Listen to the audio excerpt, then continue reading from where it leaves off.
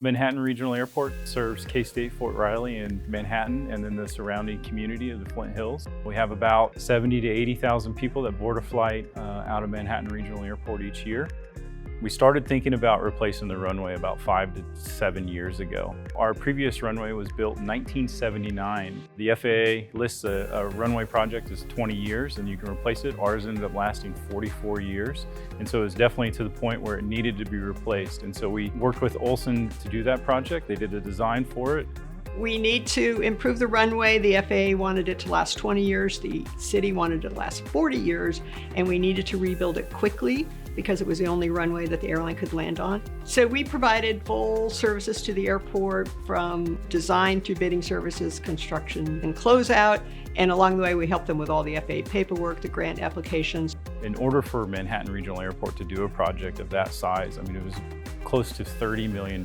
We knew that we needed to seek grants right off the bat, and we were fortunate enough to get an FAA grant that covered almost 90% of the project.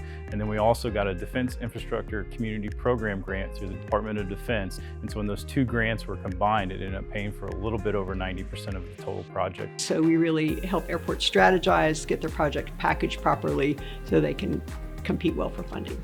For this project, we had at least 10 different Olson teams working on it. For the project overall, it made it more efficient and effective. One of the innovative solutions was to rubblize the existing concrete. So rather than remove it and replace it, which would have taken longer, we rubbalized it and put concrete directly on top of the rubbalized old concrete. And we had to get special approval from FAA headquarters to do that. Working with Olson throughout the project was absolutely great. All the way back into the planning phase of the project and then moving into design and trying the new rubble. It's the first time that Manhattan's ever experienced any project like that, and then carrying that over into construction. The coordination from Olson was spectacular. When you're done and you see that gleaming white new runway and the first airplane lands on there. American Airlines came back on September 25th, 2023, and it was a huge weight off of my shoulders just to bring American back in and allow our customers to be able to fly in and out and back to the using that great service that they've become used to.